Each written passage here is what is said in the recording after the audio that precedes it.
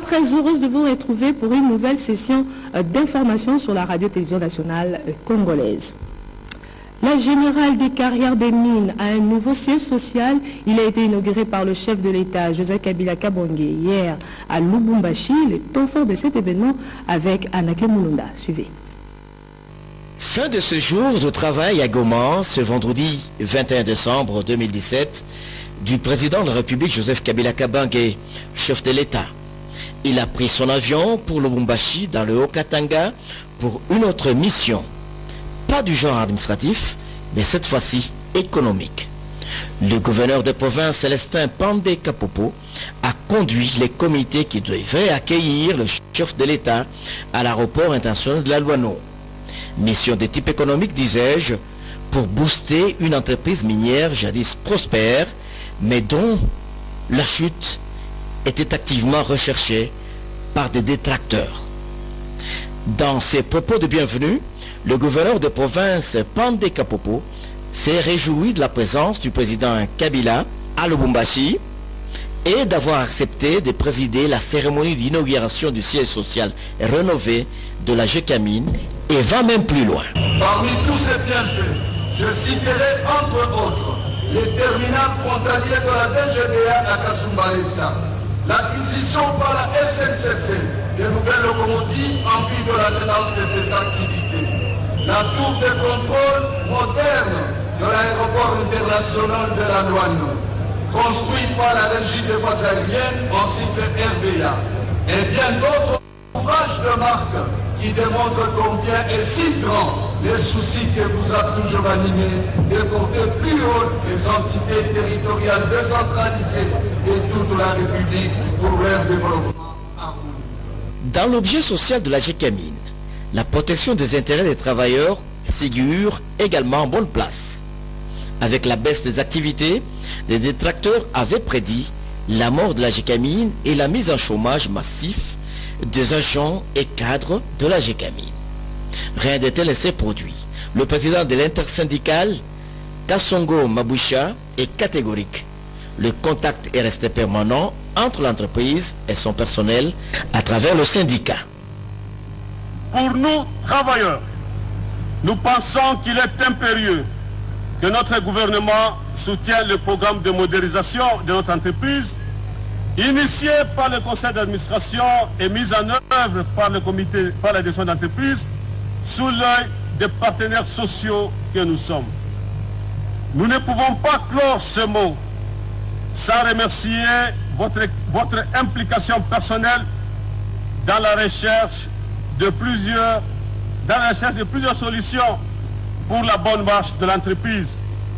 Nous citons à titre illustratif la récupération par Gécamine du gisement de Desiwa et Akolezi et la création d'une JV dénommée la Société minière de Desiwa, Somidez en sigle, dont la construction des usines démarre d'ici début 2018 et sommes déterminés à accompagner les dirigeants de la société dans divers projets mis en place pour refaire de Gécamine un opérateur minier indépendant de premier plan.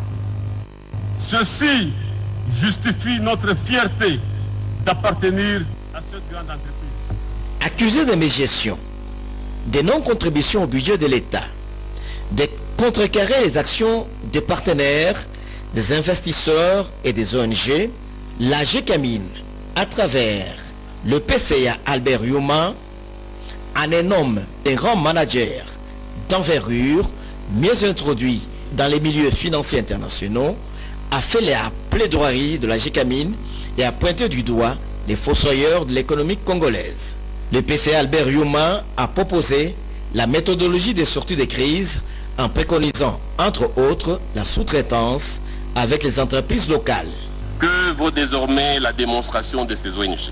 Contrairement à ce qui a été affirmé, la Gécamine n'a pas servi les intérêts particuliers du pouvoir sur la période considérée, mais au contraire, a permis notamment de canaliser plus de recettes en proportion que les partenaires privés. En proportion de nos revenus, nous avons contribué à 28% aux recettes de l'État, alors que l'ensemble des partenaires en proportion à 13%.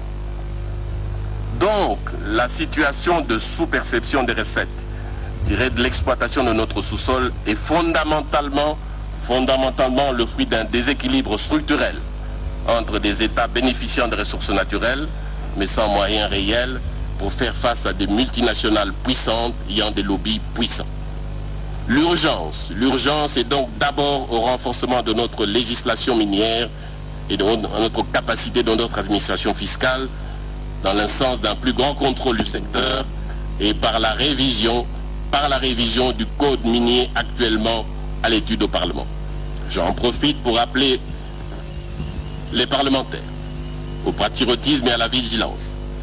Face aux pressions extérieures, sachez que le peuple congolais vous regarde. J'appelle aussi certains parlementaires et membres du gouvernement à ne pas faire le jeu de l'étranger en voulant empêcher la GECAMINE de percevoir l'intégralité de ses pas de pente. L'urgence est ensuite à la modernisation de la GECAMINE, comme a dit le président l'intersyndicale. Sans la présence de la GECAMINE, la RDC ne peut plus rêver de redevenir un grand acteur minier au service de son développement. Votre Excellence, Monsieur le Président de la République, je ne crois pas trahir votre pensée et votre vision en disant cela. Le temps des discours passés, le président Joseph Kabila Kabange a coupé les rubans symboliques. L'instant a été saisi pour faire le tour des bureaux réhabilités en compagnie des invités, parmi lesquels les membres du gouvernement, les députés et les sénateurs nationaux, ainsi que les élus provinciaux. Après un repas sous la tente, le président Kabila a serré la main à ses nombreux convives avant d'accepter une photo des familles avec une représentation des agents et cadres de la GECAMINE. Et après l'inauguration de ce nouvel ouvrage, des voix se sont levées, notamment celles de ceux qui ont contribué à l'émergence de la GECAMINE. Du siège ici de la GECAMINE est une lueur d'espoir. C'est du Katanga que partira cet espoir. Parce que vous savez, la GECAMINE, c'est sur le poumon de notre économie. Et donc, il faut commencer par quelque part. Bien sûr, l'habit ne fait pas le moine, mais déjà avec ça, ça traduit toutes les réformes qu'on est en train de faire de l'intérieur. Le PCA l'a dit, c'est vrai, il ne va pas avoir la forme de la GECOMINE. Moi, je suis un enfant GECAMINE. Ce que je suis devenu, c'est l'œuvre de la GECAMINE. Nos grands-parents, ils étaient GECAMINE. Et voilà ce que nous avons fait. Évidemment, il faut évoluer. Mais quand on évolue dans cet environnement compétitif, dans le monde des mines, on ne peut pas demeurer le même. Les gens jugent souvent de l'extérieur. Les ONG, je me passe de tout ce qu'ils font comme commentaire. Nous savons bien que c'est souvent prédestiné à autre chose. On ne peut pas faire l'omelette sans casser des œufs. Il faut commencer quelque part. Et je salue l'implication personnelle du chef de l'État parce qu'il a compris que ça, c'est la GECAMINE, ce sont les mamelles de notre économie et de notre budget national. Moi, j'encourage encore tous les agents de la GECAMINE, malgré les difficultés, il ne faut pas trop écouter par ceux qui sont à l'extérieur, qui ne connaissent pas les réalités. Il faut voir les efforts qui sont faits, c'est pour atteindre quel but. Et nous demeurons dans cet élan positif parce que nous croyons dans l'avenir de ce pays. On parle de performances dans la production minière, mais ces performances ne viennent pas enrichir les Congolais. Nous sommes en train d'assister, d'après ce que je suis en train de constater, nous assistons à un transfert net de richesse vers l'extérieur. Si nous ne nous approprions pas le processus total de production, de traitement et de distribution, c'est-à-dire de commercialisation, il n'est pas possible que nous puissions nous en sortir. Et je suis content maintenant que c'est que nous sommes en train de dire, que nous n'arrêtons pas de dire, que d'autres voix puissent nous suivre pour que tout le monde comprenne les difficultés qui sont les nôtres, la raison pour laquelle je soutiens avec tout.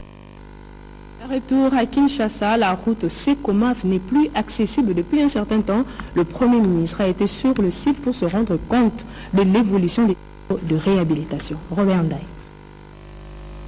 La capitale de la République démocratique du Congo dans sa partie est s'était réveillée le 16 novembre dernier, noyée dans les eaux des pluies.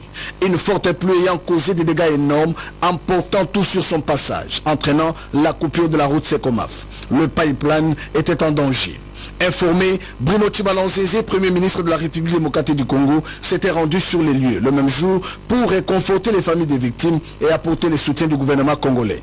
Le Premier ministre Bruno Tshibala avait pris un engagement ferme devant la population d'ordonner à l'office des routes de démarrer les travaux de réhabilitation de la route Sekomaf. Ce samedi 23 décembre 2017, soit un mois après, le chef du gouvernement est rentré sur les lieux pour se rendre compte de l'évolution des travaux de réhabilitation de la route Sekomaf détruite par la forte pression de la pluie. Le chef de votre gouvernement central, c'est un socialiste connu. C'était un devoir, une obligation d'exprimer cette solidarité. C'est pour cela que je suis venu. Satisfait des travaux qu'effectue l'office des routes, Bruno Chibalanzeze en a profité pour échanger avec les victimes de cette catastrophe naturelle. En bon père de famille, le chef du gouvernement a apporté aux victimes de sacs de riz, de vivres frais ainsi qu'une assistante financière. Question de fêter en beauté le festivité de fin d'année. Acte salué par les bourgmestres de la commune d'Ndili. C'est dans une ambiance bon enfant que le chef du gouvernement a quitté Ndili sous les ovations de la population.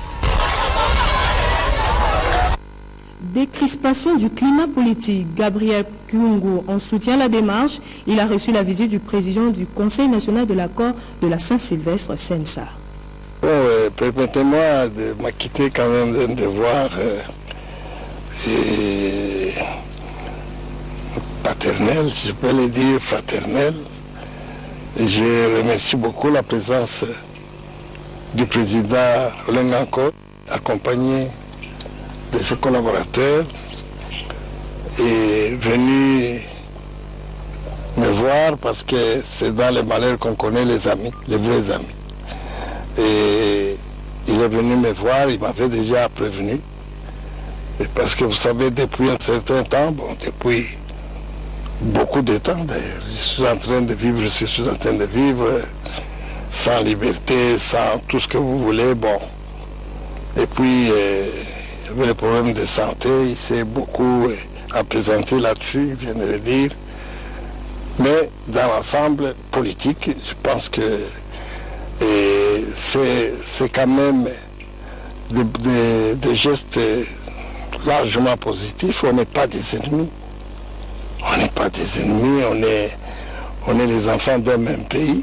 Nous n'avons qu'un seul pays, le nôtre, c'est la République démocratique du Congo. Diversité d'idées, il y a la diversité d'opinions, mais on n'est pas des ennemis. Et il est venu me voir en ce qualité de président de Sensa, et il vient de vous le dire, moi j'appuie totalement la démarche dans le sens de la décrispation. C'est très important pour que nous allions aux élections, pas dans les déchirements, mais plutôt dans la paix et dans la concorde, dans la fraternité, et que les meilleurs l'emportent. Nous n'avons pas besoin de nous entre-déchirer pour ça. Parce que, on dit, j'en profite, si aujourd'hui je suis dans l'opposition, je fais brûler les magasins, les entreprises, tout ça, alors demain je vais faire quoi? Je vais encore reconstruire, je vais encore repartir de zéro. Non. Nous avons causé longuement, il est avec lui, nous parlons à l'aise et tout, pendant longtemps nous avons parlé. Et je crois que c'est un exemple, il n'y a pas d'ennemis, il y a des camps d'opinion, il y a des camps de convictions politiques, mais il n'y a pas de camps ennemis. Et je les remercie beaucoup. Je crois que si tout va bien, l'opinion du Katanga constatera que je suis un peu aéré, je pourrais maintenant un peu circuler sans trop de tralala à gauche ou à droite. Suivez les regards. Voilà. Le secrétaire général adjoint du PPRD revient d'une mission à Arrêt où il a pris part aux travaux du parti politique ZANU-PF, parti présidentiel zimbabwéen. À son retour, Célestin Tunda a fait la restitution de ses travaux au cours du traditionnel café politique organisé par le PPRD. Ces contacts directs entre cadres et militants du Parti du Peuple pour la reconstruction et la démocratie PPRD permet une compréhension exacte de l'évolution sociopolitique de la République démocratique du Congo. Le parti présidentiel maintient ses fils conducteurs avec la base chaque début de week-end par le biais du café politique. Pour cette semaine, les militants du PPRD ont été édifiés à travers un thème de qualité, la restitution de la participation du PPRD au congrès extraordinaire de la ZANU-PF, congrès tenu à Harare au Zimbabwe le 15 décembre 2017. Un bon pédagogue, le secrétaire général adjoint du PPRD, Maître Célestin Toumbéaka Sende, qui a conduit la délégation du PPRD, est revenu sur les moments forts de ces congrès, à savoir la préservation des acquis de la révolution et l'engagement à conserver le pouvoir. Le constat est sans équivoque, car cette participation politique du PPRD au congrès de la ZANU-PF était très bénéfique et riche d'enseignements. En effet, au moment où profile à l'horizon des enjeux politiques, il fallait donc requinquer tous ces collégionnaires d'Arimo Vasakani en les rassurant que la RDC ne sera jamais déstabilisée et que tous les Congolais derrière les raïs, Ubuntu par excellence, Joseph Kabila Kabange, vont défendre la patrie et sa souveraineté en toutes circonstances. Pour sa part, le directeur du cabinet du secrétaire général du PPRD, le professeur Edith Amboué, a souligné la singularité du partenariat entre le Zimbabwe et la RDC au travers d'un important déroulé historique depuis l'époque du président Robert Gabriel Mugabe. Relation toujours au beau fixe ayant permis à l'invitation du PPRD au congrès extraordinaire de la ZANU-PF. Parlons justice, Philippe Changoula, ce sujet congolais est aux arrêts pour cause. Il a été surpris avec plusieurs colis de diamants d'une valeur de 300 000 $ américains. Il vient d'être condamné à une peine de 2 ans de prison plus une amende de 20 000 $ américains. 19 colis de diamants de plus de 5300 carats d'une valeur marchande de près de 300 000 $ américains interceptés et saisis à l'aéroport international de Ndjili. L'auteur de ces tentatives d'exportation illicite, un Congolais répondant au nom de Philippe Changala Kalou, a été arrêté au moment où il s'apprêtait à embarquer dans l'avion à destination de Bruxelles par les services intelligents du Centre d'expertise, d'évaluation et certification des substances minérales précieuses et semi-précieuses de la Commission nationale de lutte contre la fraude minière, coordonnée par Maître Pascal Niembo. Les minéraux de ce pays, les substances minérales. Donc, c'est dire et d'avertir en même temps à ceux qui sont tentés de se lancer dans ce genre de trafic illicite, de passer carrément par la voie officielle, c'est notamment passer par le CEC, déclarer ce qu'on a comme minéraux, payer les pourcentages qui ne sont pas aussi énormes que ça, payer le droit dû à l'État et vous êtes. Parce que si vous n'avez pas, par exemple, pour le diamant, des certificats de Kimberley, à la sortie, à l'étranger, on ne peut pas acheter votre produit, tout simplement parce qu'on va comprendre que ça vient de la fraude. C'est ce qu'on appelle sur le plan international le minerai du sang. C'est cela qu'on est en train de combattre, parce que le minerai du sang endeuille ce pays. L'affaire portée en procédure d'urgence au tribunal de paix de la Gombe, le verdict est tombé après délibération sans tarder. Philippe Changala Kalonji écope de 2 ans de prison avec paiement d'une amende de 20 000 $ américains et à la confiscation du dit colis. Le secrétaire général à l'agriculture est descendu sur le site Tchangwe dans la commune de Massina. Objectif, se rendre compte de l'évolution des travaux de réhabilitation dans ce site. Les paysans du site agricole Tchouengue vont bientôt reprendre les activités agricoles comme par le passé, grâce à la réhabilitation d'une digue qui avait cédé. La 3e et dernière phase des travaux de curage exécutés dans le cadre du projet hydro-agricole Koika évolue normalement. C'est ce qui justifie la descente sur le terrain du secrétaire général à l'agriculture. Évariste Bochab a exhorté les bénéficiaires du projet d'assurer l'entretien de cet ouvrage une fois terminé.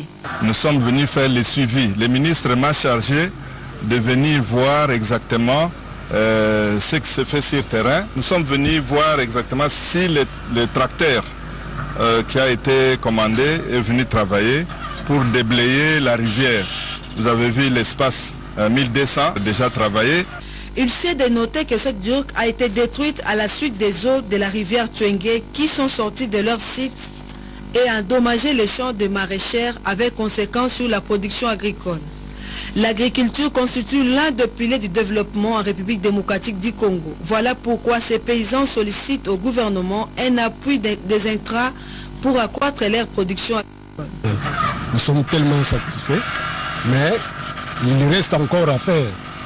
Ça c'est bien fait, mais en amont, il y a encore des travaux que nous devons toujours chercher l'appui de la ville et votre appui pour que ce travail soit bien fait aussi de l'autre côté. Comment protéger les enfants orphelins et lutter contre les violences basées sur le genre? Eh bien, les gestionnaires de ces différents cas viennent de renforcer leurs capacités en la matière. Constance Mananga nous en parle. Les participants à cet atelier se sont réjouis des leçons apprises et se sont engagés à appliquer toutes les matières en vue d'un meilleur résultat. Les facilitateurs, eux, ont exhorté les participants à mieux pratiquer les connaissances acquises pour l'encadrement des orphelins et enfants vulnérables qui sont d'une manière ou d'une autre affectés par le VIH et SIDA. La politique de la Fondation Elisabeth Glaser de lutte contre le sida pédiatrique EGPAF sur la de l'enfant était parmi les thèmes abordés. C'est le directeur chef des services Hilaire Kaloumé qui l'a clôturé en présence du secrétaire exécutif permanent du PNMLS Kinshasa, Dr Patrick Ekanga. Cette formation est un outil qu'on vous donne pour que vous puissiez bien faire votre travail et que vous puissiez améliorer la prise en charge des enfants. Cet atelier de formation des gestionnaires des cas sur la protection de l'enfant et les violences basées sur le genre, organisé du 18 au 23 décembre 2017 par la Direction des interventions sociales pour la protection de l'enfant DISP, avec l'appui technique et logistique d'EGPAF sous le financement de CDC-PEFA, s'est clôturé sous le signe de la satisfaction. Puis s'en est suivi. Lutte contre le paludisme en République démocratique du Congo, il est temps de faire un examen approfondi sur cette maladie dans les milieux professionnels. Eh bien, les membres du comité interentreprise ont fait un examen minutieux sur ce fléau au cours d'une conférence. Encore une fois, Constance Malanga. Il était question au cours de cette conférence de faire l'évaluation de la lutte contre le paludisme en République démocratique du Congo. Occasion pour Faustin Lukwasa du Programme national de lutte contre le paludisme PNLT de brosser la situation épidémiologique du paludisme et de faire l'état des lieux actuels de la lutte. Le comité interentreprises de lutte contre le sida CIELS dans son secteur paludisme a réitéré la volonté du secteur privé de lutter contre cette maladie dans les entreprises. On ne peut plus continuer à soigner les malades avec un médicament pour lequel le plasmodium, disons le parasite, a développé une résistance. Il faut changer de médicament. Alors ce changement de médicament-là, c'est un élément essentiel de la politique nationale de lutte contre le paludisme. Aujourd'hui, là, nous avons deux médicaments, deux molécules qui peuvent traiter efficacement le paludisme. C'est l'artesunate plus amodiaquine et l'artéméter plus lumefantrine. Ce sont deux médicaments différents. Il faut donner soit l'un, soit l'autre. C'est dans le cadre du nouveau modèle de financement du Fonds mondial que cette conférence a été organisée avec l'appui du Fonds mondial à travers Santé rurale sans roue. Élection des gouverneurs de province. Bobo Boloko, c'est le nouveau gouverneur de la province de l'Équateur. Les urnes dans la province de l'Équateur ont parlé à l'occasion de l'élection de gouverneurs organisée jeudi dernier par la Commission électorale nationale indépendante CENI. C'est le ticket majorité présidentielle qui remporte cette élection. Le secrétaire exécutif du Parti du Peuple pour la Reconstruction et la Démocratie Équateur, Bobo Boloko Bolumbu, a remporté cette élection avec 21 voix sur 22. Motif suffisant pour que Tumbandaka déferle sur les voies publiques. Des scènes de liesse qui démontrent l'adhésion de la population à l'élection de Bobo Boloko Bolumbu. Dans l'euphorie de son élection, le nouveau gouverneur élu a rendu hommage au chef de l'État Joseph Kabila Kabange. Permettez-moi de rendre un vibrant hommage à son Excellence, M. Joseph Kabila Kabange, le Raïs, président de la République, et chef de l'État, auprès de qui j'ai trouvé sa terre en me désignant candidat de la majorité présidentielle. Pour leur accommodation à la vision du chef de l'État et leur adhésion à la volonté de la population. Et cette population trouve ici l'expression de ma profonde gratitude. Restons en province pour parler enseignement primaire et secondaire. Les élèves d'Idiofa dans la province du Kwilu viennent d'être dotés d'un centre informatique et d'une bibliothèque numérique. Objectif, permettre à ces élèves de se familiariser à l'outil informatique. Encore une fois, Edith Chala. La jeunesse est l'avenir de demain, dit-on. Avoir une jeunesse bien éduquée, instruite, formée et apte est un atout majeur pour le développement de tout un pays, en l'occurrence la République démocratique du Congo. C'est dans le souci de mettre à disposition des jeunes d'Idiofa du Centre informatique et bibliothèque numérique interscolaire à Idiofa. Initiative du professeur Abbé Angus Lamès en partenariat avec l'ONGD Fadjalobi qui a financé le projet. 30 ordinateurs au profit des élèves d'Idiofa, œuvre qui accompagne le projet du président de la République, Joseph Kabila Kabange, la révolution de la modernité, matérialisée par le gouvernement de la République à travers le ministère de l'enseignement primaire, secondaire et professionnel. Nous sommes bloqués, il y a beaucoup de gens qui sont ignorants, il y a beaucoup d'hommes qui sont analphabètes, il y a beaucoup d'hommes qui ne savent pas lire et écrire. Eh bien, accéder à la mondialisation, il faut passer par les 5 clés que les enfants ont citées. La première clé, c'est savoir compter, la deuxième, savoir lire, la troisième, savoir écrire, la quatrième, savoir se former continuellement, et la dernière, c'est savoir se solidariser. Ce bâtiment est le symbole de quelqu'un qui va recevoir un passeport pour franchir toutes les frontières du monde. Ce centre va faciliter la va se tenir le 31 janvier 2018 dans la province du Maniema, l'Assemblée générale élective des centres des médicaments, CAMENA en sigle. En prélude de ce grand rendez-vous, le ministre provincial de la Santé a tenu les travaux préparatoires.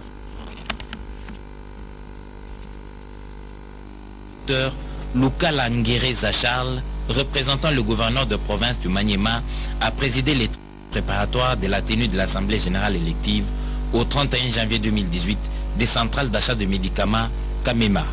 Objectif, notifier toutes les organisations membres fondateurs de leurs cotisations afin de subvenir aux besoins de fonctionnement et l'élaboration par la direction d'un plan de mise en œuvre de toutes les recommandations élaborées par un expert de l'Astram. Les intervenants ont exposé les avancées et d'autres tâches qui restent encore en attente d'exécution. Le ministre provincial de la Santé du Maniema, le docteur Luka Langereza Charles, a souligné le ferme engagement du gouvernement provincial du Maniema d'accompagner et appuyer la CAMEMA. De son côté, le président du conseil d'administration, honorable Abbé Dimankoukou Kipros, est très satisfait des avancées significatives de CAMEMA depuis sa création et surtout des recommandations tirées de ses assises. Nous avons fait pour que la CAMEMA soit membre de la fédération de toutes les centrales du Congo. Et aujourd'hui, nous participons à toutes les grandes décisions sur les plans des médicaments qui engagent la RDC. Nous participons même au forum international et à toutes les assemblées de l'Afrique. Nous parvenons aussi, nous avons déjà acquis des terrains. Nous avons ouvert un dépôt à Kassongo. Aux jeunes gens, nous avons créé de l'emploi et les réalisations sont vraiment énormes. Ça, c'est vraiment d'une façon ramassée. Le président du conseil d'administration, honorable Abbé Dimankoukou Kipros, s'est dit satisfait de la présence de tous les membres des centrales d'achat de médicaments en République démocratique du Congo. Voilà, madame, monsieur, c'est la fin de ce journal. 40 ans, maman n'a pas continué en charge pour te régime à Kabila, PC Misalate et PC éducation à Mabé, compétence à madame Moïsalité, Yango et Sengeli Tolo Baete. Cadeau à madame Sengeli que PC Bakongo na Sukambulo de Konangaï, Ezali départ et Joseph Kabila, le Lengue, accord, Yasenko et Sengi donc. Tout le monde, rendez-vous c'est Moko, Mboula Ebeta le 31 Matondo mwana mboka po ondimaki koyadola na invitation. Ngani na peso merci ndeko. Toleki sasipi na rubrique na biso ya dédicace pour la colobité David Mbumba Pelé, Moko Topé, l'homme du peuple, directeur et exploitation et technique et actionnaire na carrière Kari Congo. Oyo ezomi na commune ya Matonge abet singonga pona kopesa ba meilleur venaye azalaki na mikro ya Rachel Mbula Pesa du Timbu comme na ngai Messi David Mbumba Pene awa to vande atozo na kati ya Kari Congo ezali société moko esalaka mabanga nde bomoni ya likolo to za likolo ya Kayas toza na commune ya Mongafula et puis toza na kati ya quartier Mushi CPA ya liboso na senga nzambe merci pour te abate biso ko banda janvier tino toko na soka mbula mais nazako senga na yeboso merci et puis nazape na bato ko souhaiter ba meilleur vœu na baina na mokonzi mboka na biso monsieur Joseph Kabila nzamba pambola ya batela ya bakse mikolo ebele ya mibale na besi ba continuer so gouvernement na pesi ba kambi nyonso mangomba ba meilleur vœu na bango et na koti siko na oya biso moko apôtre maire Bonia Omer na pesi meilleur vœu papa wana azo soutenir biso mingi na ba le sambo nzambe abakisela ye na oya zangi a soutenir ne pesusu la meilleure vœu na bakambi nyonso ya bima nouvelle alliance kubanda oya likolo kino ya semu na mwasi na moko mama Sonia bakutu na souhaiter meilleur vœu merci ndenza ba komisio sansuka mbula na ba na moko Davina Mbumba chéri David Kongo Mbumba David Mbumba Daniavi Mbumba bango nyonso ba meilleur vœu na bango alors libota nga mobimba kota bo mama kota bo tata na pesa o meilleur vœu na bosani pete bandeko na ngai Mami Mbumba Anzette Mbumba Serge Mbumba Sergette Mbumba ba meilleur vœu na bango et puis na pesi libota mobimba ya famille Nimipene Balenda père légitime na ngai na pesi meilleur vœu à part ça na pesi